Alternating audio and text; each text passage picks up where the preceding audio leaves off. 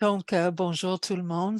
Mon nom, c'est Kate Bush. Je suis la coordinatrice des services et programmes à la Société SLA du Québec. C'est mon grand plaisir de faire bienvenue Maître Hélène Gay qui va donner notre conférence aujourd'hui.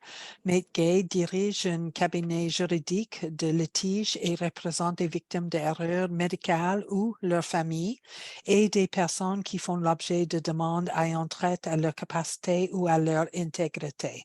Elle intercède en faveur du respect des droits des personnes devant les instances administratives, comme les plaintes aux commissaires locaux, les enquêtes du coroner, ordre professionnel, commission des droits de la personne, curateur public du Québec. Elle a développé une expertise en matière de représentation des aînés et la défense de leurs droits. Gay est membre du bureau depuis 1988. Elle a choisi de développer une pratique dans le domaine du droit de la santé et essentiellement orientée vers la représentation des usagers de santé et leurs proches. Merci à Gay pour votre présence aujourd'hui. Ben, tous les remerciements vont à vous, Kate, pour avoir organisé cet après-midi, cette prochaine heure et demie qu'on va passer ensemble. Je vous en remercie grandement, vous, la société. Ça fait grand plaisir. Est-ce que tout le monde m'entend bien? Oui. Oui. Alors oui, effectivement, je suis membre du barreau depuis 1988 et ma pratique est essentiellement en litige. Le sujet pour lequel on m'invite cet après-midi, c'est un sujet qui me touche beaucoup, qui est quand même éminemment important pour vous encore plus que pour moi. Et ce que la société suggérait, c'est qu'on regarde ensemble les prochaines décisions sous l'angle juridique, sous l'angle légal, à savoir à quoi penser finalement. Parce que je suis certaine que si parmi d'entre vous, vous êtes impliqués, soit professionnellement, soit personnellement dans une situation qui implique un diagnostic de cela, ben, vous avez peut-être déjà eu l'occasion d'en discuter avec les professionnels de la santé. Donc, qu'est-ce qu'on fait à partir de maintenant, une fois que le diagnostic est tombé? Donc, on va partir de là pour regarder ensemble les principes juridiques qui s'appliquent. Et oui, c'est préférable d'attendre à la fin pour les questions parce que c'est plus facile du fait qu'on est à distance d'une part, puis d'autre part, ça va être plus clair aussi une fois que vous aurez pris peut-être des notes pendant le cours de la présentation, vous serez mieux à même de dire, OK, moi, je voudrais avoir un peu plus d'explications là-dessus. Voici une situation pour laquelle je voudrais une réponse. Bien entendu, je ne suis pas là pour donner des conseils juridiques, mais ça va me faire plaisir de compléter après la présentation. Du reste, la présentation que vous avez à l'écran présentement, c'est un document que vous allez recevoir en format PDF, donc identique à ce que vous allez voir présentement. Et à la fin de cette présentation-là, il y a une liste de noms et d'adresses et de références qui pourront aussi vous être utiles pour compléter l'information que j'entends vous livrer. Donc, je ne connais pas votre background, je ne connais pas où vous en êtes rendu, je ne connais pas votre implication non plus égard au diagnostic, mais je me lance. En autant que tout le monde puisse bien voir l'écran, voici le projet, c'est le suivant. De vous exposer d'abord, dans le cadre de ma présentation, qu'est-ce qu'on entend par des droits fondamentaux des personnes qui reçoivent un diagnostic de CELA, la notion de consentement aux soins, la question du mandat de protection, les directives médicales anticipées, les dispositions testamentaires, la question du permis de conduire, l'aide médicale à mourir, et on va conclure. Donc, j'ai choisi ces éléments-là pour vous les soumettre dans le contexte légal. Quels sont effectivement les grands paramètres pour chacun de ces sujets-là? Alors, ce n'est pas très long, 1 heure, mais je vais vous livrer l'essentiel. Donc, au départ, j'aime toujours que les gens soient conscients des raisons pour lesquelles on suggère de compléter certains documents. Avec ou sans diagnostic, on est, et peut-être encore plus avec un diagnostic de SLA, il faut se confirmer, il faut se rassurer sur l'existence de nos droits fondamentaux. Et puis, ces droits-là fondamentaux auxquels je fais référence, parce qu'il y en a plus que ça, c'est la vie, la sûreté, l'intégrité, la liberté. Alors ça, c'est à la base du fait que vous allez prendre des décisions qui vous concernent vous, concernent vos proches.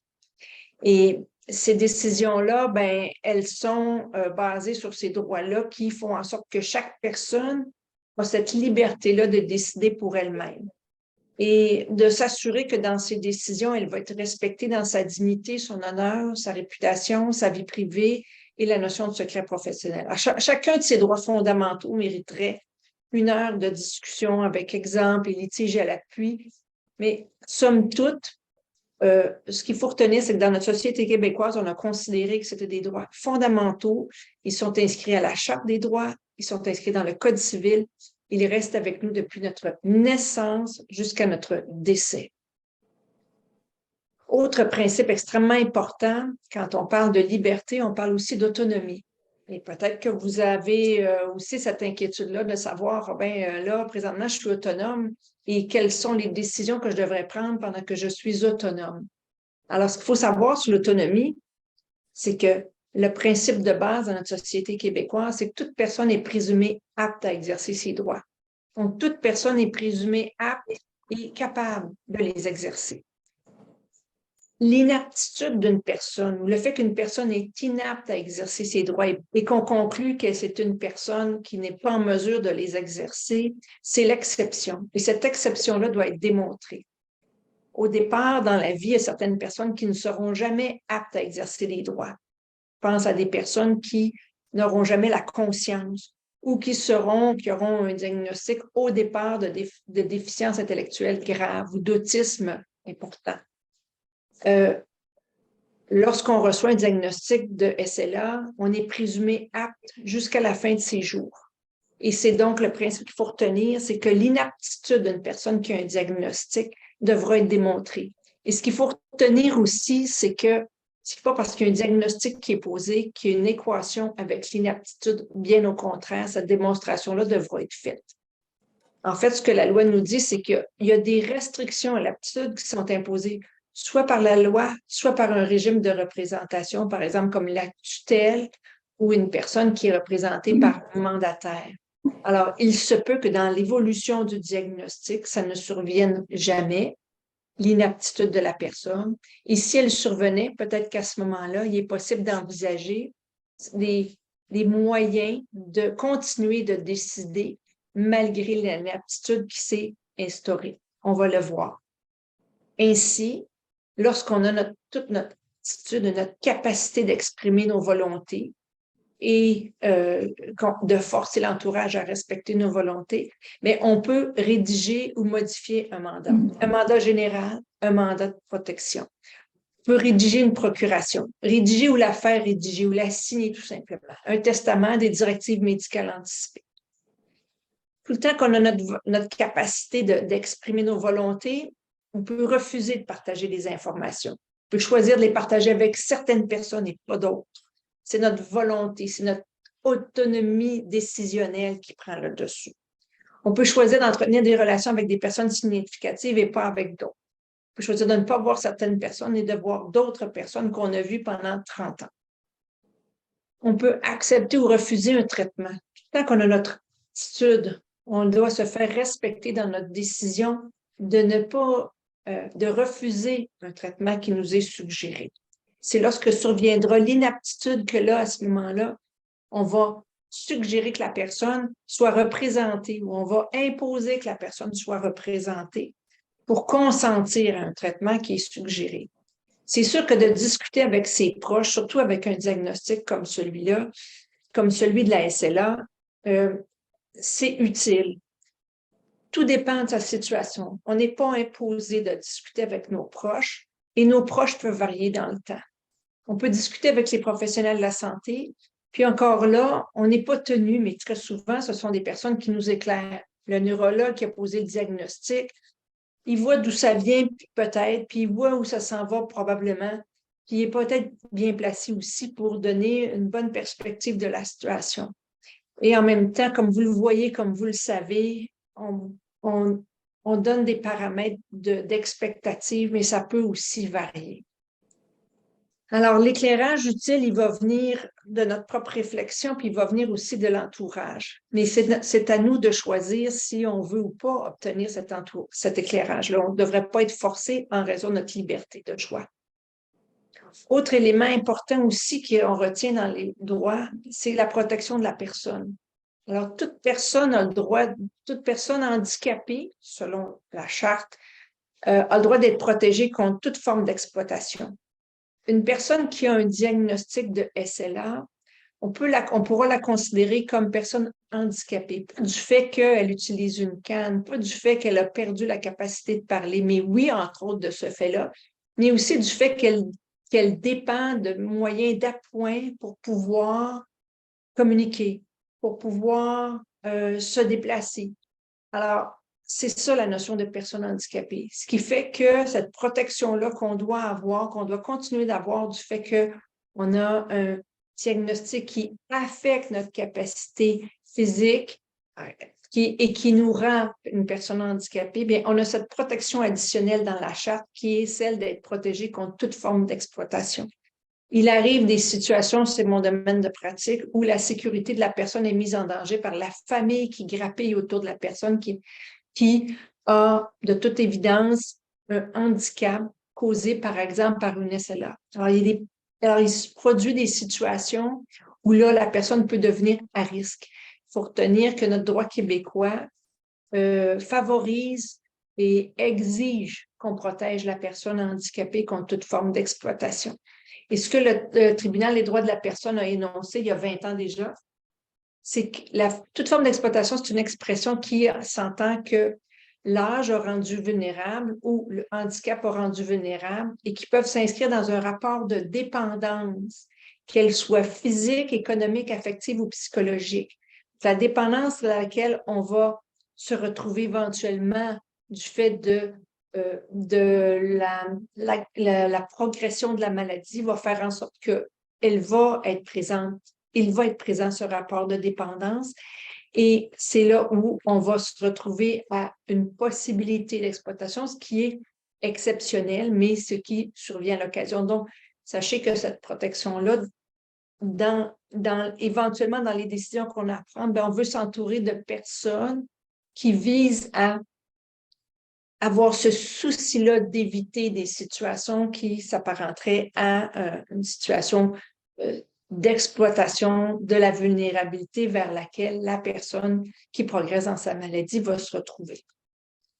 Alors, évidemment, on peut se poser la question, c'est quoi toutes ces questions-là d'incapacité, puis comment on évalue les incapacités de la personne, parce qu'à un moment donné, on va prendre des décisions pour dans l'expectative de ne plus être apte. Alors, si on parle d'inaptitude, on parle à ce moment-là d'une diminution de capacité. On peut parler aussi de capacité résiduelle. On va parler de diminution donc, de capacité, donc d'incapacité éventuellement. On va parler de diminution de l'autonomie de la personne. Donc, on a élaboré au Québec un système qui est le SMART, c'est le système de mesure de l'autonomie fonctionnelle. Et peut-être que vous l'avez déjà rencontré, ce formulaire-là, peut-être que vous êtes familière. C'est un système de mesure qui est très utile en gestion de cas, qui est utilisé pour évaluer les niveaux d'incapacité à plusieurs égards, surtout dans la gestion de cas ou pour évaluer les besoins, d'abord et avant tout, de la personne pour pouvoir y répondre plus adéquatement. Alors, il est possible, sinon probable, tout dépendant de la progression de la maladie et des intentions et des besoins de la personne concernée par le diagnostic, qu'on applique ce système-là pour évaluer les incapacités. Alors, les évaluations vont se faire dans 5 sphères. La sphère de la vie quotidienne, on va évaluer la mobilité, on va évaluer la capacité de communication, les fonctions mentales et la vie domestique. Cette mesure-là ne permet pas de conclure à l'inaptitude de la personne, mais permet de conclure est-ce qu'il y a encore des capacités résiduelles chez la personne. Dans l'optique de quoi? Non pas de la déclarer inapte, mais dans l'optique de répondre à ces incapacités. Alors, c'est un système qui est utilisé beaucoup par les professionnels de la santé. Comme vous le voyez, ici, on a 5 sphères, mais en fait, il y a 29 items divisés dans 14 profils répartis dans ces cinq dimensions-là. Donc, c'est possiblement une évaluation à laquelle une personne qui a un diagnostic de SLA va se retrouver. Est-ce qu'on se prépare à ça? Non, on répond finalement à cette évaluation-là dans une optique d'améliorer la possibilité de meilleurs services et de disponibilité de services. Autre élément important en matière juridique, c'est cette notion-là de consentement aux soins. Le consentement aux soins, je vous ai cité l'article 11 du Code civil. Pour nous, au Québec, là, le consentement aux soins, c'est très, très important. Ça l'est ailleurs dans le monde aussi, mais au Québec, on a bien précisé que c'est la personne qui recevra des soins, c'est elle qui consent ou les refuse. Et là, on parle de tous les soins. Donc, si vous êtes, c'est une personne qui a un diagnostic, se fait suggérer des examens additionnels, des prélèvements, des traitements innovateurs, des traitements expérimentaux, la participation à une recherche, tout ça, ça rentre dans le cadre de la notion de soins. Alors, ça prend toujours un consentement. On ne peut jamais le faire sans le consentement de la personne. Et si la personne n'est pas en mesure de consentir, à ce moment-là, on va devoir se tourner vers, d'une part, des directives médicales anticipées, si elles existent, et surtout, le plus souvent, vers une personne qui va consentir à sa place. Donc, la notion de consentement va devenir importante à partir du moment où on se dit, ben, il y a des soins. Alors, donc, je dois toujours consentir et on ne peut pas, il n'y a pas un professionnel de la santé qui peut consentir à la place de la personne, puis il n'y a pas un proche qui peut consentir à la place de la personne qui est concernée par le diagnostic et les soins sans avoir réfléchi sur la notion de mieux-être et d'apport bénéfique de ces soins-là pour la personne. Sur la notion d'inaptitude, ben, comme je parlais ici justement de l'article réfère, quand la personne est inapte à consentir, on va se tourner vers une personne. Mais comme je le disais plus tôt, l'inaptitude, elle n'est jamais conclue d'avance, à part certaines situations prévues par la loi. L'inaptitude à consentir aux soins, c'est encore une autre notion plus spécifique. Et puis celle-là, on va la retrouver, cette notion-là d'inaptitude à consentir aux soins, notamment dans le document directive médicale anticipée. Alors, elle doit aussi être démontrée. Alors, comment on la démontre? Bien, par une évaluation très particulière. Pas l'évaluation SMART, une évaluation particulière, une évaluation de la compréhension que la personne a de sa maladie, donc du diagnostic lui-même. Est-ce qu'il y a une reconnaissance ou un refus? Est-ce qu'il y a une reconnaissance? Bien, à ce moment-là, elle comprend le diagnostic, elle comprend la maladie, elle comprend les traitements qui sont proposés, comprend les risques, mais pour les comprendre, il faut les avoir expliqués et exposés. Alors, une fois qu'on a ça en main, on peut prendre des décisions à ce moment-là sur oui, j'accepte ou je refuse. Mais l'inaptitude va être démontrée si une personne ne comprend pas les soins, ne comprend pas les avantages d'un traitement, les risques de ne pas se soumettre à un traitement. On parle beaucoup de ça, probablement beaucoup plus en matière d'hébergement, à l'égard de personnes, par exemple, âgées, qui sont isolées et qui ne comprennent pas les risques de demeurer seules à domicile et les risques de ne pas recevoir une médication. Peut-être que ça se place moins dans le contexte d'un diagnostic de SLA et de l'élaboration. Et pourquoi? Ben, c'est la maladie comme telle n'est probablement pas autant dans l'atteinte des capacités neurocognitives que certaines autres maladies, comme par exemple des démences. Alors, comme je mentionnais, à un moment donné, on pourra se tourner vers une personne qui va consentir pour la personne elle-même. Si on conclut, par exemple, que le diagnostic a fait assez de ravages que une personne qui a une SLA ne peut plus consentir, à ce moment-là, on va se tourner vers une personne substituée pour consentir aux soins. Alors, la première personne, c'est le représentant légal. Alors, s'il y a un mandat qui a été homologué, s'il y a un tuteur qui a été mis en place, c'est lui ou elle qui va donner son consentement ou refuser le consentement aux soins. Ensuite, s'il n'y en a pas, on va se tourner vers le conjoint ou la conjointe, mariée ou non. Et s'il n'y a pas de conjoint ou de conjointe, on va se tourner vers le proche parent ou la personne qui démontre un intérêt particulier, telle une personne proche aidante. Un proche parent, ça peut être la cousine. La personne proche aidante, ça peut être même le locataire qui connaît la personne depuis des années et qui était très, très, très impliqué auprès de ses soins. Donc, mais on va se tourner vers cette personne-là seulement si la personne elle-même n'est pas en mesure de consentir. Et la difficulté de consentir, ben, on cherche toujours à avoir un consentement exprimé verbalement, mais ce n'est pas obligatoire. On peut arriver dans un stade de la maladie où on ne pourra pas s'exprimer verbalement. On aura des moyens, puis les moyens seront peut-être pas suffisants. Mais donc, l'aptitude pourra persister très, très longtemps avant qu'on se tourne vers un consentement substitué aux soins. Mais toute personne qui consentirait à votre place ou à la place d'une personne qui n'est plus en mesure de consentir, elle est tenue d'agir dans le seul intérêt de cette personne. C'est-à-dire qu'elle doit avoir reçu les informations pour pouvoir dire oui, c'est une bonne idée, effectivement, d'instaurer un catéter parentéral, une voie d'entrée parentérale, ou non, c'est pas opportun. Non, c'est pas nécessaire. C'est pas ça les volontés qui ont été exprimées. Moi, je veux respecter les volontés de mon proche qui a toujours refusé des mesures exceptionnelles. Il m'a toujours dit qu'il voulait des mesures palliatives. Je pense que les risques sont peut-être pas plus importants que les bienfaits, mais c'est pas opportun dans les circonstances. Je préfère que la vie suive son cours. Alors, cet article-là de notre Code civil est extrêmement important à ce point que tous les tribunaux l'appliquent jour après jour.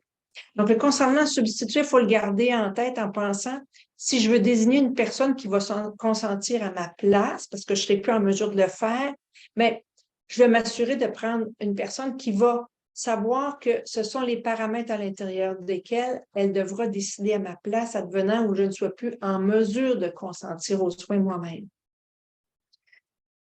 Et enfin, il n'y a personne qui peut être soigné ou hébergé contre son gré, comme je mentionnais plus tôt. Puis si jamais il y avait un refus catégorique d'une personne, et c'est ce qui se passe dans mon quotidien les après-midi, très souvent je suis devant le tribunal pour cette raison-là, une personne refuse catégoriquement de recevoir des soins ou d'être hébergée, exemple, dans un stade avancé de maladie, de SLA, il n'y a plus moyen de rester à la maison et les services médicaux et professionnels, les services de santé, les services sociaux disent, ben, on ne peut plus rester à la maison, il faut aller en hébergement. Si la personne refuse catégoriquement d'être hébergée, il va falloir qu'on se tourne vers le tribunal pour forcer la personne à être hébergée pour recevoir des soins. Comment ça se passe à ce moment-là? Ben, rendu là, vous viendrez me voir ou en tout cas, on pourra en discuter plus tard dans la période de questions. Alors, abordons les sujets parce que je pense que c'est ce pourquoi vous voulez. Là aussi, vous avez peut-être déjà réfléchi, regardez ça de votre côté, peut-être vous dites, OK, est-ce que je fais ça? Est-ce que je fais pas ça?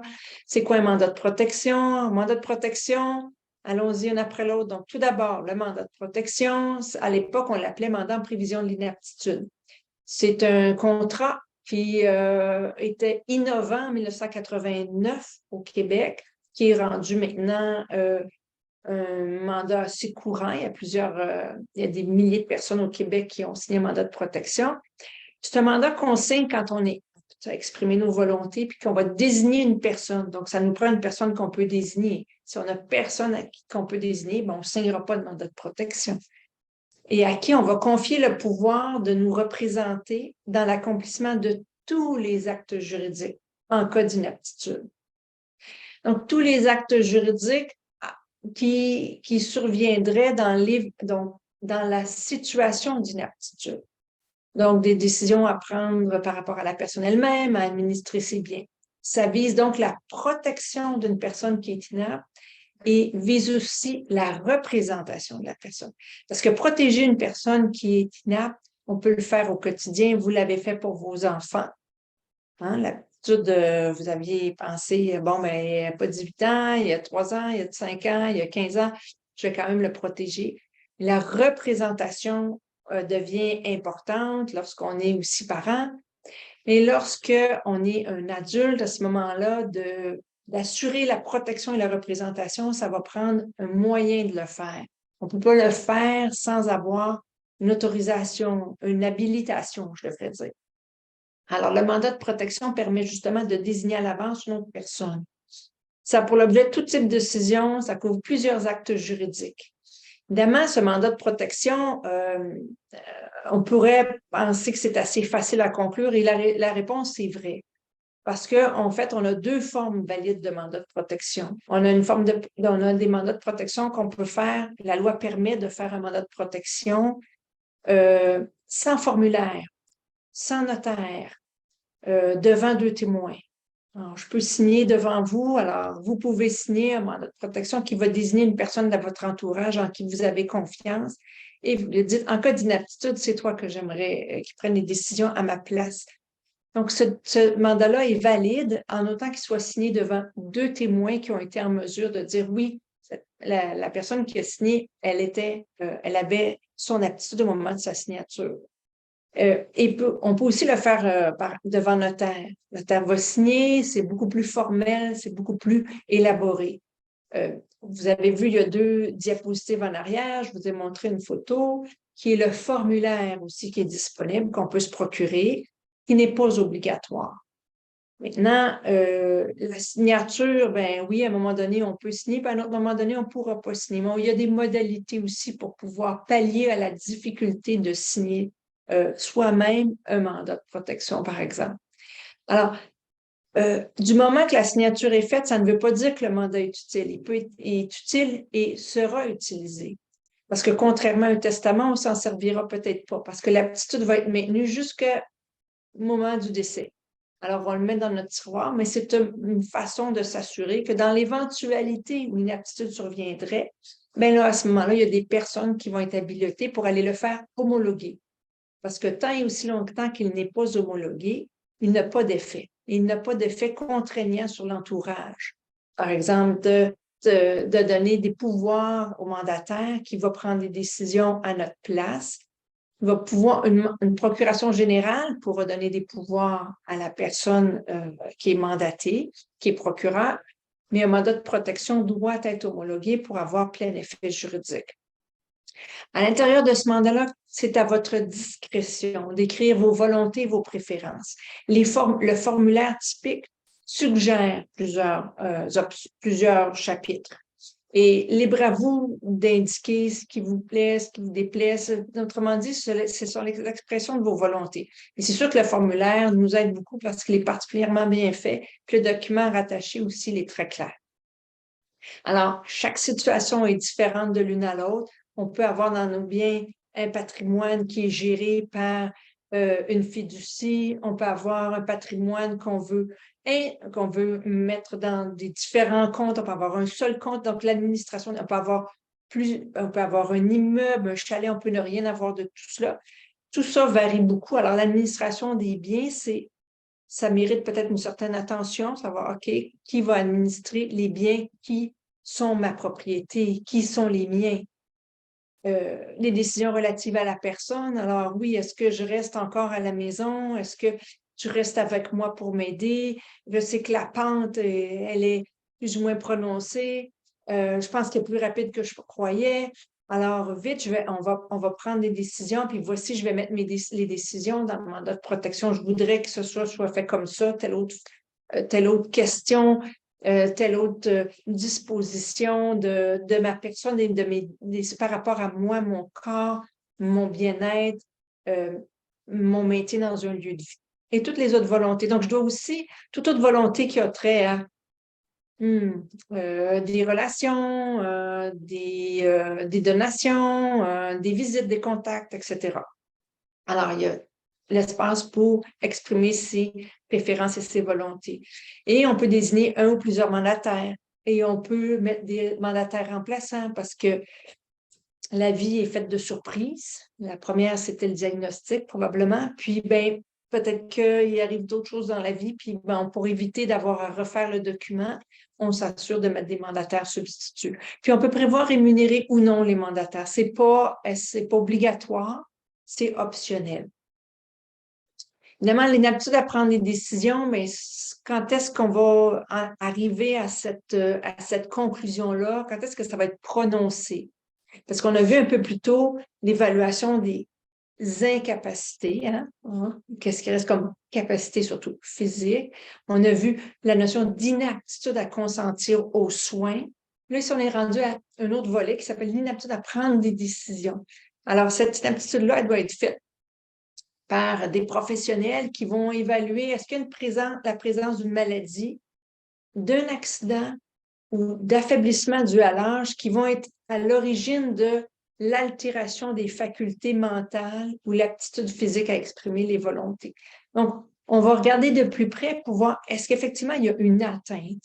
Et à partir du moment où les décisions vont être affectées par cette atteinte-là, causée par l'une de ces trois sources-là, qui vont altérer les facultés mentales, parce que je peux avoir une maladie, mais ça n'affecte pas mes facultés mentales. Je peux avoir un accident. Donc, le diagnostic de SLA, puis qui est à l'origine de la maladie, pourra ne jamais affecter les facultés mentales, même si ça pourrait affecter un petit peu l'aptitude physique à exprimer, mais on n'arrivera possiblement pas, c'est le cas dans plusieurs situations, à affecter l'aptitude à prendre des décisions. Donc, cette évaluation-là de l'inaptitude à prendre des décisions va devoir se faire par le biais de professionnels de la santé, un médecin, un travailleur social ou une travailleuse sociale qui vont conclure s'il y a présence ou non d'une aptitude. Et très souvent, on va prendre en considération des éléments cruciaux comme l'orientation, le jugement, la mémoire, l'expression d'émotivité, la communication. Donc, on va arriver à déterminer est-ce que je suis ou non face à une situation d'inaptitude à prendre des décisions, ce qui va à ce moment-là conduire à des rapports qui vont permettre à ce moment-là l'homologation du mandat de protection. Je vous parle beaucoup du mandat de protection puis d'inaptitude, alors que possiblement, ça ne sera pas sur le parcours après le diagnostic, mais ça peut survenir. Alors, c'est pour ça qu'on en discute, puis c'est parce que c'est optionnel et que c'est une mesure qu'on peut adopter. S'il n'y en a pas, s'il n'y a pas de mandat en cas d'inaptitude, ben, comme je l'ai mentionné tout à l'heure, il y a des personnes qui, par la loi, sont habilitées à prendre des décisions en remplacement.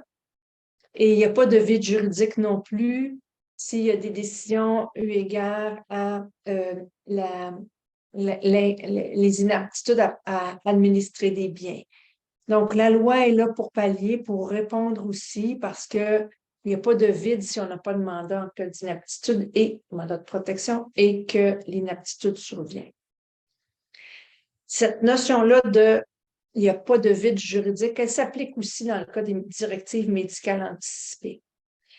En fait, les directives médicales anticipées, c'est un document, peut-être que vous l'avez déjà reçu, obtenu, demandé à la RAMQ, peut-être que vous savez déjà de quoi il en retourne. Au même titre, mais laissez-moi vous en parler 2 minutes. Au même titre que le mandat de protection, les directives médicales anticipées, c'est un document qu'on rédige et qu'on signe, ou en tout cas qu'on signe à tout le moins, où on coche quand on a encore notre aptitude. C'est aussi un document qu'on peut ou non compléter. Il n'y a pas d'obligation légale à ce niveau-là. Donc, en toute liberté, sans influence de notre entourage, on peut rédiger le document ou plutôt le signer. C'est un écrit. C'est un écrit, seules les personnes majeures peuvent le compléter, dans lequel on va indiquer à l'avance nos volontés. Nos volontés au niveau des soins, encore une fois, en cas d'inaptitude. C'est pour ça qu'elles s'appellent des directives médicales anticipées, donc dans l'expectative de. Elles sont donc subordonnées à la survenance de l'inaptitude à consentir aux soins. Pas l'inaptitude en général, comme pour le mandat de protection. Donc, elles sont plus restrictives, elles sont spécifiquement par rapport à des questions de soins. Mais quelles questions de soins? On va les voir dans la prochaine diapositive. Pourquoi des directives médicales anticipées? Ben parce que finalement, ce qu'on veut, c'est s'assurer que si jamais on se retrouve dans une situation où c'est impossible d'exprimer nos volontés et qu'on se tourne vers des décisions de soins importantes, qu'on puisse être respecté dans nos choix. C'est comme si on a un document qui va parler à notre place dans certaines situations de soins.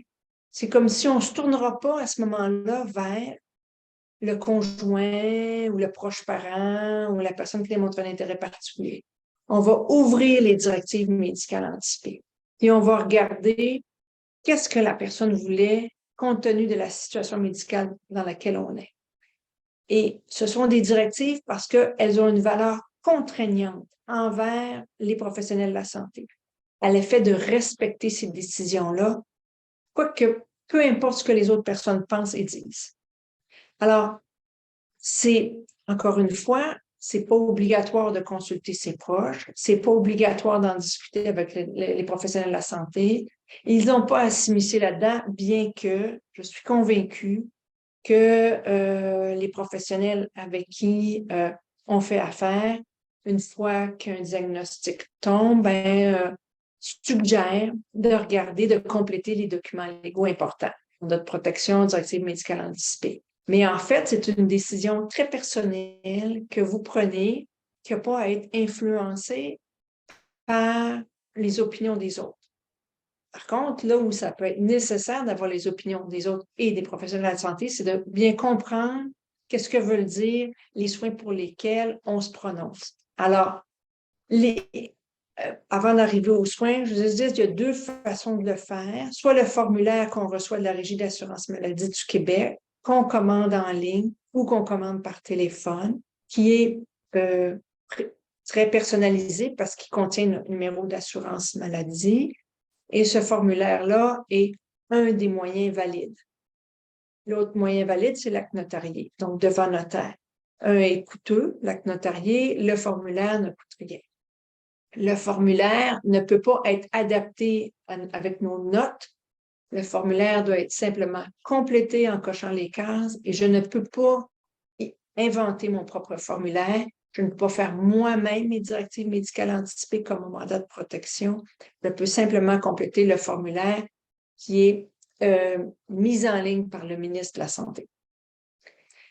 Il va couvrir, et les directives médicales vont couvrir des situations très précises. 3 situations cliniques et 5 clauses de soins. Autrement dit, on va les ouvrir seulement, on va y faire référence seulement lorsqu'on va arriver à 3 situations cliniques.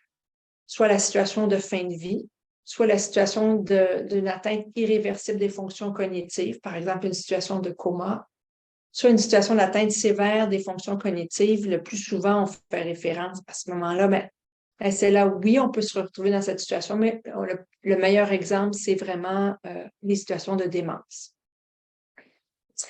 Et pas un ou, mais vraiment 3 situations cliniques où 5 clauses de soins vont être suggérées. Alors, le formulaire est ainsi fait qu'on décide à l'avance ce qu'on aimerait qu'il soit respecté, parce qu'on parle de directive, qu'il soit respecté dans l'éventualité où on se retrouvait dans une de ces 3 situations. Est-ce que je désire être réanimé ou pas? Est-ce que je désire l'assistance ventilatoire? Oui. La ventilation assistée ou pas?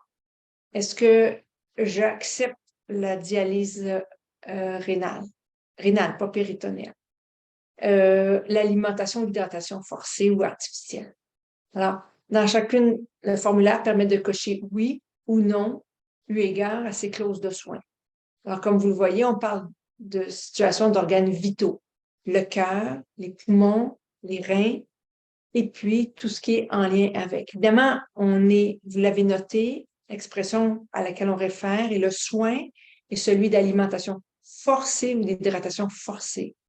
Ce qui veut dire qu'on est vraiment dans une situation assez extrême où on décide à l'avance, si je me retrouvais là, ces soins-là, je serais en accord ou je ne serais pas en accord. Alors, les directives deviennent utiles et utilisables à partir du moment où une aptitude survient et à partir du moment où on se retrouve dans une de ces situations-là pour une de ces 5 clauses de soins. Je vais passer maintenant à la notion de testament. Alors, on peut se poser la question, pourquoi préparer un testament?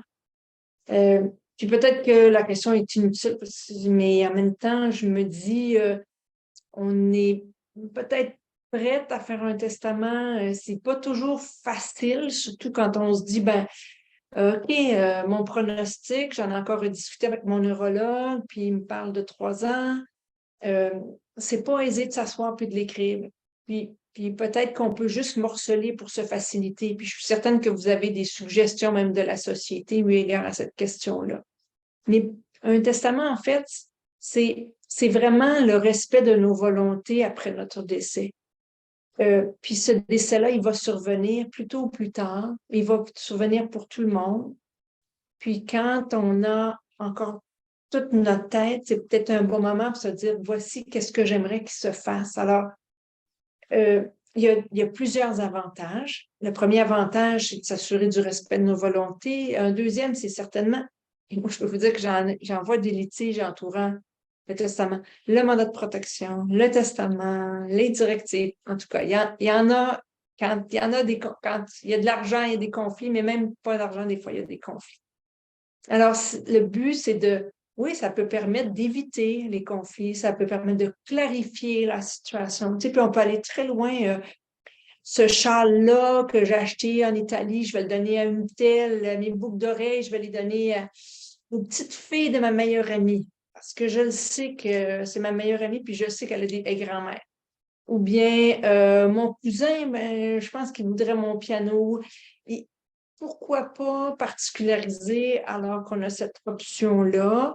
Puis le testament, c'est le document qui permet de le faire. C'est sûr qu'on peut le faire aussi avant. Je ne vous parle pas des donations avant le décès, puis on pourra en discuter aussi une autre occasion, mais c'est sûr que tant qu'on a notre disponibilité puis notre volonté de l'exprimer, on peut le faire et le diagnostic ne nous empêche pas.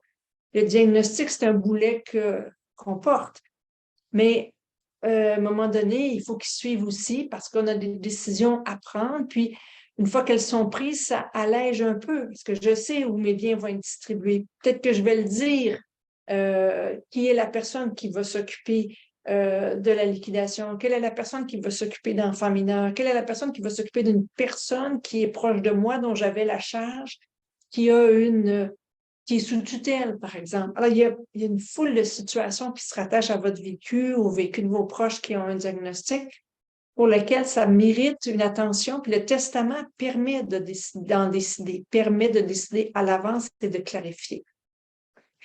Évidemment, il faut être une adulte apte et libre de faire un testament, mais encore une fois, la présomption d'aptitude s'applique. Et la difficulté de l'impossibilité de signer soi-même, ça peut être pallié sans problème. Une attestation médicale peut très bien énoncer, médicale ou d'un professionnel de la santé peut énoncer, cette personne ne peut pas signer, mais telle autre personne qui est une personne proche et que je reconnais comme étant bienveillante pour elle va pouvoir signer à sa place. Voilà. D'avoir des témoins à la signature d'un testament, même un testament qui va avoir une forme qui ne sera pas un testament notarié. Je vais revenir dans une minute.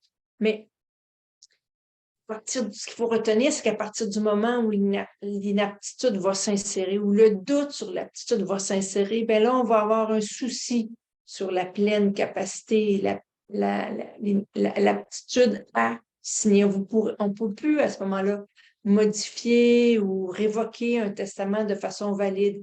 Et c'est là où les litiges naissent aussi parce que tu dis, ah, ben là, tu as fait signer un testament un tel, mais il n'y avait pas toute sa tête. Puis elle en avait signé un autre en 1995. Celui-là, il est beaucoup plus favorable à la personne qui conteste le testament qui est nouveau.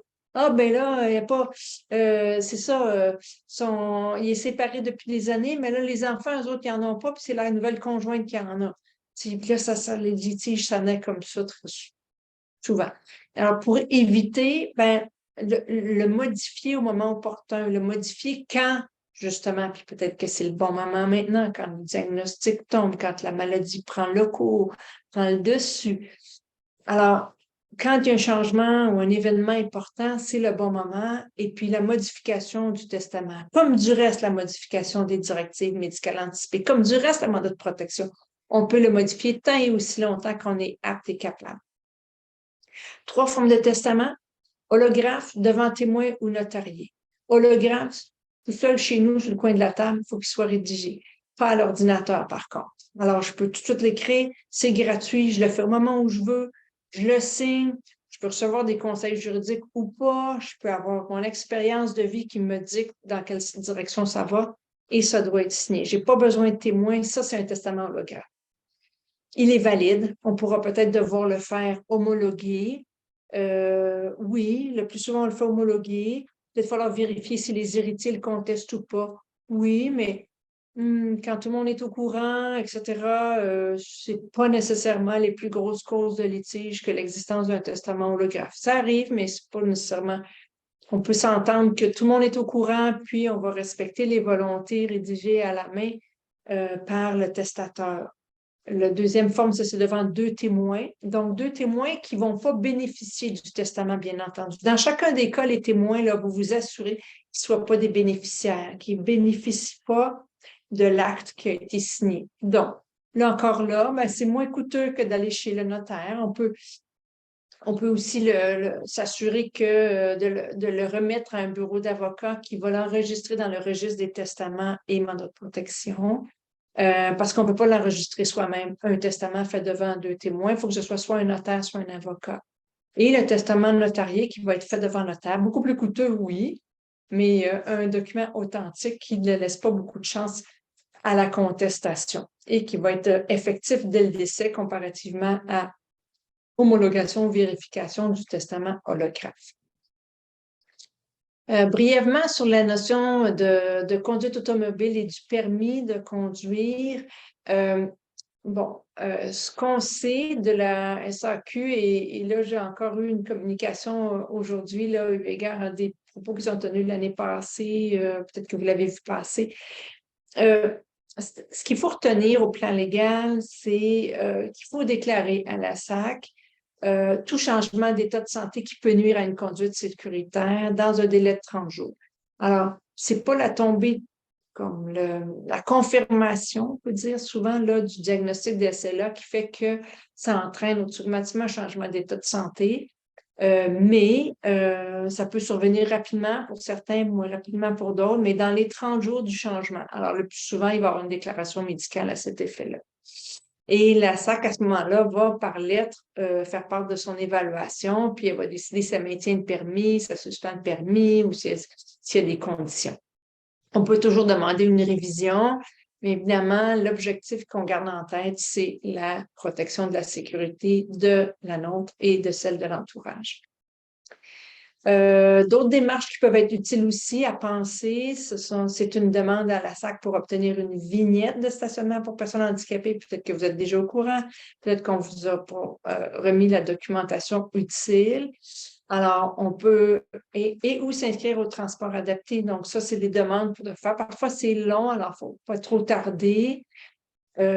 On n'a pas toujours le goût que le diagnostic soit imprimé un peu partout, mais il faut penser d'un autre côté, est-ce qu'il y a des avantages à avoir justement cette vignette-là?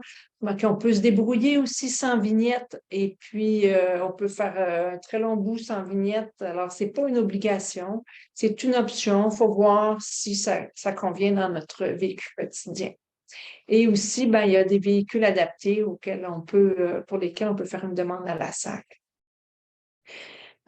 Autre point, c'est l'aide médicale à mourir.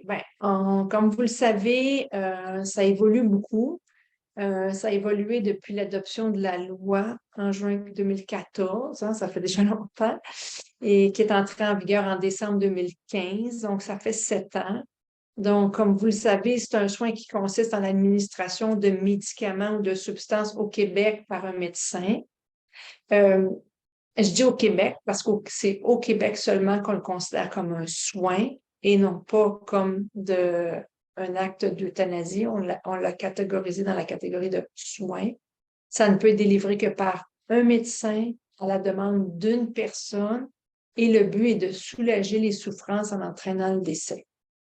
Alors, des conditions pour l'aide médicale à mourir et peut-être que on pense à cette option-là éventuellement. Pourquoi? Parce que les causes les plus célèbres sur cette question-là de l'aide médicale à mourir et sur la décriminalisation de l'assistance médicale proviennent de situations qui touchaient des personnes atteintes de la sclérose latérale amyotrophique. Donc, première condition à notre loi au Québec et au Canada, c'est d'être une personne majeure, d'avoir une carte d'assurance maladie, d'être capable de prendre des décisions, donc la notion d'aptitude à consentir aux soins, atteinte d'une maladie grave et incurable. Je pense qu'il n'y a pas de doute que la SLA va tomber dans cette catégorie-là, d'être affecté par un déclin avancé et irréversible de ses capacités. Donc, La notion de déclin avancé doit être déjà présente. Donc, si le médecin vous a informé, le neurologue vous en a parlé ou pas, ben, encore là, le déclin, personne qui peut dire exactement quand ça va survenir. Est-ce que c'est en avril 2023 ou en avril 2024? Mais bon, il y aura vraisemblablement un déclin, mais pour qualifier à l'aide médicale, il faut être rendu à un certain stade, autrement dit, de la maladie grave et incurable, et éprouver des souffrances physiques ou psychiques constantes et insupportables et qui ne peuvent pas être apaisées dans des conditions qu'elle juge tolérables elle-même. Donc, ce que je peux vous dire sur les statistiques qu'on a eues en 2022 pour les personnes qui ont eu accès à l'aide médicale à mourir, la très grande 80% des personnes avaient eu recours aux soins palliatifs. Donc, avaient bénéficié d'une sédation et de soins, surtout de médication palliative pour pallier les souffrances avant de pouvoir être admissible et de recevoir l'administration de l'aide médicale. Avant de l'administrer, le médecin doit remplir certaines conditions, dont le fait qu'il a vérifié la capacité de la personne, l'indépendance de sa décision, ses souffrances, avoir vérifié que la personne a eu la chance de parler avec les membres de l'équipe ou la possibilité d'avoir des entretiens avec les professionnels et la possibilité d'entretenir des échanges avec ses proches, si souhaité. C'est pas tout le monde qui le souhaite. Puis, encore là, ce que la loi prévoit, c'est que le souhait et les volontés de la personne doivent être d'abord et avant tout respectés dans la démarche. Le médecin doit aussi s'assurer que la personne a l'occasion de s'entretenir donc avec les personnes qu'elle souhaitait contacter et il doit aussi obtenir l'avis d'un second médecin qui va confirmer que les conditions qu'on a vues, les 5 conditions, sont bien remplies. En conclusion, parce que je veux vous laisser du temps aussi de questions et discussions, comme il y a des enjeux légaux, on a couvert certains. Il y en a de multiples autres. Peut-être que vous avez des questions en tête aussi. Je préconise beaucoup la connaissance des droits pour engendrer la confiance dans l'exercice de nos droits, puis l'assurance que nos choix vont être respectés et que les professionnels de la santé qui nous entourent dans une situation comme celle à travers laquelle on est porté quand on a un diagnostic, ben, savent aussi que c'est pas eux qui décident, c'est vous qui allez décider, que vous êtes informés aussi sur les documents légaux que vous pouvez signer. Aussi, ce respect-là va faire en sorte que vous allez aussi être respecté dans votre dignité et que vous allez sûrement avoir davantage confiance que le déroulement des choses va se faire conformément à vos décisions. Dans tous les cas, n'hésitez pas à consulter un professionnel autre que la santé. On est là pour ça et ça me fera plaisir par la suite, cet après-midi et même après, de répondre à vos questions. Merci beaucoup. Merci beaucoup, Maître Gay, pour cette présentation qui était fort intéressante et beaucoup d'informations. Est-ce qu'il y a du monde qui a des commentaires ou des questions à poser à Maître Gay?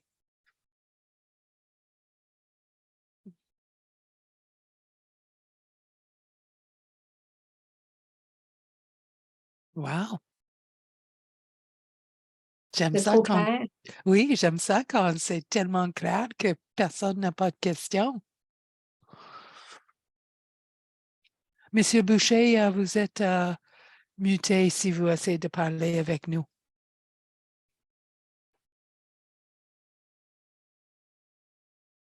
Vous êtes muté encore.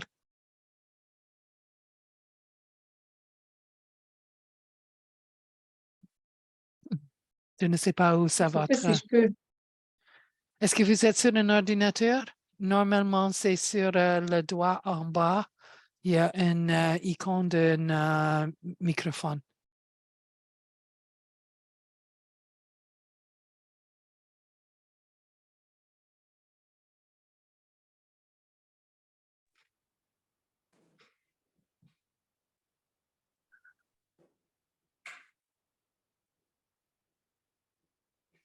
Je ne sais pas comment dire. Geneviève, pouvez-vous l'aider? Bon, Est-ce que vous êtes je en- suis revenu. Oui, c'est Excusez-moi, parfait. j'ai touché un mauvais bouton quelque part. OK. Excusez-moi. J'avais une question pour vous, maître. Nous, on a rempli tous les documents il y a à peu près 23 ans. Quand on a acheté la maison, on en a profité pour faire le mandat d'inaptitude. Ensuite, le testament de fin de vie, toutes ces choses-là. Évidemment, ma situation a changé depuis quelques mois. Est-ce que ce serait avantageux de revoir tout ça selon les nouvelles lois? Les lois ont, comme vous dites, ça a été fait il y a 23 ans. Ça veut dire au moment où le mandat de protection est devenu une option, est devenu une possibilité. Oui, mais même ça fait plus longtemps que ça, le mandat de protection. Mais ce que je voudrais dire là-dessus, c'est que les documents que vous avez signés demeurent toujours valides, de un. De deux, les désignations que vous avez faites dans ces documents-là pourraient être encore valides. En d'autres mots, si vous avez décidé dans votre testament que tout va aller à votre épouse, c'est toujours Exact. valide. Ensuite, si votre épouse était décédée, ben, elle est décédée avant vous, vous avez peut-être même prévu une clause de prédécès. Alors, c'est toujours valide. Ensuite, que vous ayez signé un mandat en prévision de l'inaptitude, alors qu'aujourd'hui, on parle de mandat de protection, ça ne change rien. Il est toujours valide. Ensuite, est-ce que vous aimeriez changer, je ne sais pas moi, certaines. En fait, l'idée de changer ce qui est dans un document légal, c'est de penser mes représentants légaux, est-ce que je devrais les changer? Est-ce que je devrais rémunérer ou non? Est-ce qu'il y a des biens dans mon testament que j'ai donnés à gauche, à droite qui ne sont plus là? Même ça, je n'ai pas besoin de le changer. Parce que quand on va ouvrir le testament, si j'ai donné l'automobile que j'avais écrit dans mon testament, ou si j'ai donné mon piano, puis je ne l'ai plus, mais il ne sera plus dans le leg, il sera plus dans les legs. Il ne sera plus dans. Bon, puis ça sera terminé. Puis si donc, ça apparaît pas nécessaire, surtout quand on pense qu'on a beaucoup de choses à penser. Bon, si on vit tranquille avec les désignations, les rémunérations, les dons, les legs à l'intérieur de notre testament, c'est pas nécessaire. On n'a pas besoin de mettre à jour, autrement dit. Puis on n'a pas besoin de refaire ça à chaque année comme nos déclarations de revenus. Hein? J'espère. Et ça, on est obligé. Mais autrement, on peut penser, si on est à l'aise, ils vont être valides encore. On va faire une recherche testamentaire, on va faire une recherche de mandat de protection, une recherche des directives médicales anticipées. Puis il y a des registres. Chacun de ces documents-là, il y a un registre. Évidemment, il faut s'assurer qu'ils soient au registre. Mais les directives médicales anticipées, à partir du moment où on les retourne, elles s'en vont dans un registre. Le testament, si on a le fait devant un notaire, Tout a chez été un notaire, notarié. Ouais. il est enregistré, c'est ça, il est enregistré au registre. Le mandat de protection, si on le fait chez un notaire, il est au registre des mandats de protection. Et si on le fait chez un avocat, il va être au registre aussi. Donc, on n'est pas inquiet parce que les registres, qu'est-ce que ça permet? Ça permet de faire une recherche. Est-ce qu'il existe un tel document? Et quel est le plus récent? Parce que le plus récent remplace les précédents. Donc, on peut s'arrêter pour repenser à notre affaire. Puis si on est satisfait de notre affaire qu'on a signée, même si on l'a signée il y a 23 ans, c'est tout aussi bon. À moins qu'on veuille changer peut-être certaines directives testamentaires ou rajouter un deuxième mandataire sur un mandat d'inaptitude que peut-être qu'on n'aura pas fait à ce moment-là. Exactement. Compte tenu de l'âge, parce que nous, on devient plus âgés aussi. Là. Oui, ça, on partage ce projet-là, vous puis moi, là. Oui. OK. Oui, Et s'assurer que c'est pas ça serait comme un deuxième mandataire, on en nomme un ou telle personne et non pas et pour être pris avec deux mandataires obligatoires. Bien, je vous dirais que tout dépend des situations. Moi, j'ai vu des situations aucunement litigieuses avec 2 mandataires. J'en ai vu aucunement litigieuses avec 4. Puis j'en ai vu des extrêmement litigieuses avec 2, puis avec 3, puis des fois même 1 parce que ça ne fonctionnait pas. C'est pour vous dire que ça dépend vraiment de chaque situation. Aussi, une harmonie entre 2 personnes qui qui coopèrent, qui collaborent entre elles dans l'exécution d'un mandat de protection. C'est impeccable. La même chose pour la liquidation.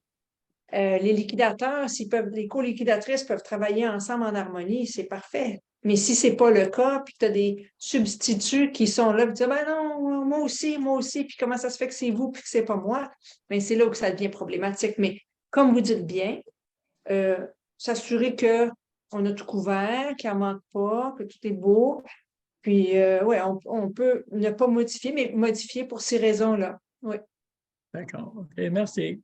Merci beaucoup. Madame Rioux, est-ce que vous avez une question? Je vais vous écouter parmi.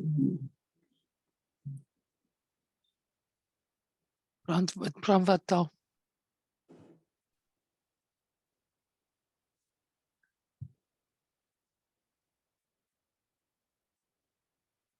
Bonjour à vous tous. Bonne année 2023. Ben, vous aussi. Merci.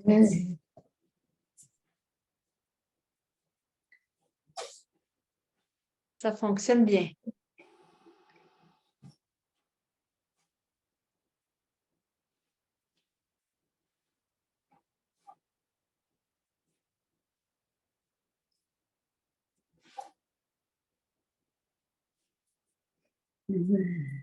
Ça va, ça va. Si quelqu'un, lorsque vous êtes en train de clavarder, peut-être si quelqu'un a une autre question, je ne veux pas mettre pression sur vous, Madame Rio. Mais on vous attendra, Madame Rioux. Oui, Oui, vous pouvez avec écrire plaisir. encore. Il n'y a pas de Oui. problème. Prends votre temps. Non, ça va?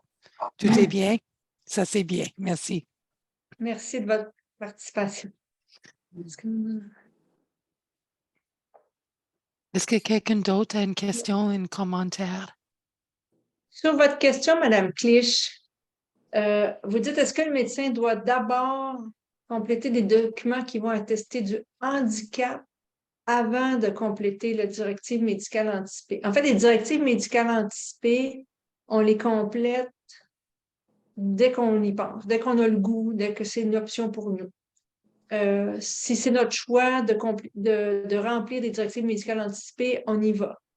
Vous allez voir quand vous allez commander le formulaire de directive médicale anticipée à la RAMQ, vous allez voir ça vient avec un lexique et des explications qui sont très complètes. Il est vraiment clair, ce document-là. Donc, lisez-le tranquillement, là, une page par jour ou n'importe. Puis, vous allez voir là, qu'est-ce qu'il y en est de la portée des directives médicales anticipées que je vous ai résumé cet après-midi. Vous attendez absolument rien du médecin avant de remplir vos directives. Vous pouvez en discuter, mais vous pouvez discuter simplement avec votre conjointe ou votre conjoint, puis c'est sur ça votre décision. Autrement dit, les médecins, les avocats, les inspecteurs, ils n'ont rien à faire avec le fait que vous allez compléter vos directives médicales anticipées. Là où vous allez vouloir savoir un peu plus, c'est qu'est-ce que ça veut dire, ça, de la ventilation assistée? C'est quoi ça, de la dialyse rénale? Peut-être que vous allez voir dans le lexique que ça répond à vos questions. Peut-être que vous allez vouloir en parler avec votre neurologue. Est-ce que ça vaut la peine, les directives? Peut-être qu'il y a une opinion, peut-être qu'il n'y en a pas. Mais en même temps, il faut savoir que ce n'est pas un document médical, ce n'est pas des soins, c'est pas des soins. C'est pas le médecin qui décide du contenu. C'est vraiment une décision personnelle qui a un impact légal, parce que c'est des directives contraignent le médecin, ça a un impact légal tout en ayant une portée médicale. Fait que, donc, vous n'allez pas chercher aucune attestation. Puis la question, c'est peut-être plus quand est-ce qu'on va ouvrir les directives médicales anticipées. Alors ça, c'est vrai qu'il y a une évaluation médicale qui va se faire à ce moment-là, qui va être de la nature suivante. Le médecin va dire, bon, mais là, on est vraiment en situation de fin de vie, où on est dans une situation où, comme vous l'avez vu, il y a trois situations. On est dans une situation où la personne, vraiment, c'est qu'elle est rendue, exemple, comateuse, parce que c'est ça la deuxième situation. Donc, ses capacités cognitives sont nécessairement affectées de manière irréversible. Donc, qu'est-ce que cette personne-là a décidé à l'avance? Est-ce qu'on va réanimer ou pas?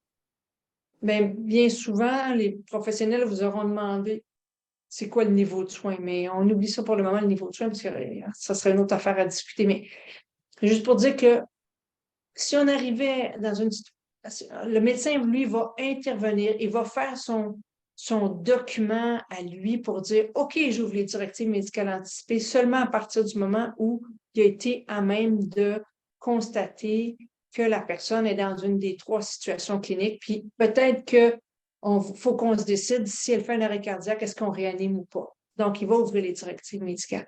Mais on ne va pas chercher un document qui va conclure à la présence d'un handicap pour préparer nos directives médicales anticipées.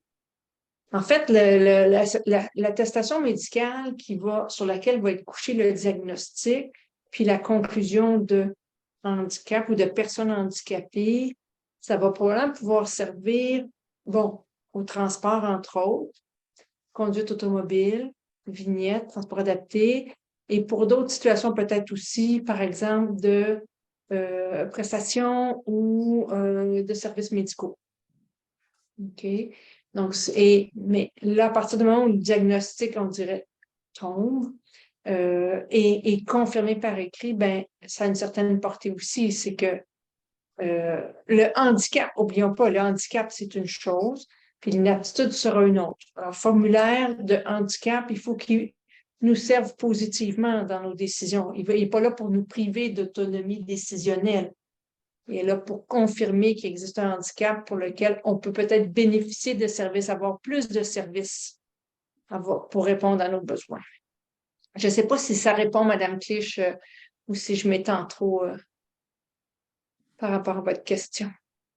Je ne sais pas où elle est, Mme Clich. Son je caméra vous n'est vois. pas... Oui. Vous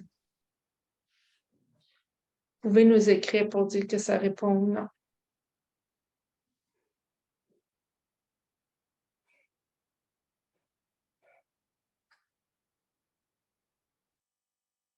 Est-ce que quelqu'un a un autre commentaire ou une question pour Maître Gay?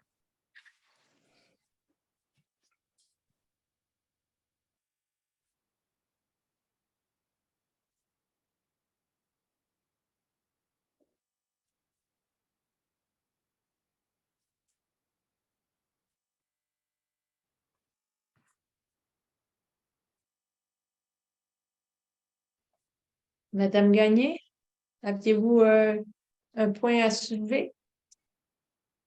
Non.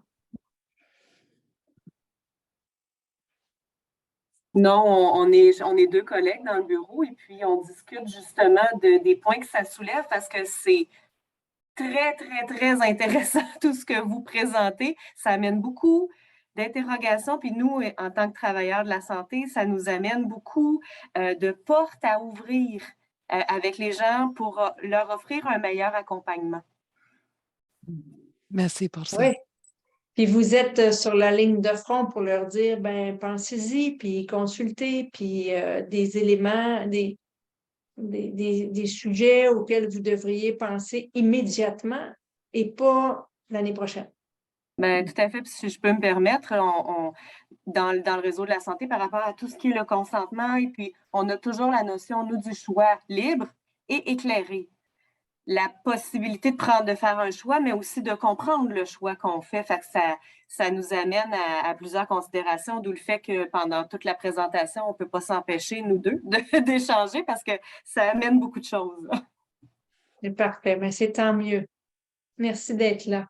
Bien, Madame merci. Clich, pour répondre à votre question, vous demandez est-ce que les directives médicales sont accessibles au dossier Santé Québec? Non. La réponse, c'est non. Les directives médicales vont dans un registre précis qui est sous clé, on pourrait dire, et qui n'est accessible qu'à certains professionnels, à certaines conditions. Le DSQ, c'est le dossier Santé Québec, qui renferme les informations qui nous concernent au quotidien, prise de sang, échographie, visite à l'urgence pour en orthopédie, visite chez l'audiologiste, peu importe. Alors, donc, ça, ces informations-là, ça va dans notre dossier Santé Québec. Alors que les directives médicales anticipées s'en vont à la RAMQ dans un registre bien précis et sont conservés sous clé. Ils ne peuvent être accessibles que par le médecin ou le professionnel de la santé qui atteste être en face d'un patient dans une des 3 situations et pour lequel il veut avoir accès aux directives médicales anticipées de la personne. Donc, c'est un registre distinct du dossier Santé Québec. Merci pour la précision. Merci beaucoup. C'est très intéressant et nécessaire. Merci, Madame Rue. Est-ce qu'il y a un dernier commentaire ou question pour partager avec Maître Gay? Je ne veux pas garder le monde s'il n'y a pas raison. Donc, je veux remercier vous tous pour votre participation aujourd'hui et spécialement Maître Hélène Gay pour son présentation. Je vous souhaite une très belle après-midi. J'espère que le soleil brille où vous êtes. Merci beaucoup. Merci beaucoup, Kate. Merci tout le monde pour votre présence. À la prochaine. Merci Merci. beaucoup.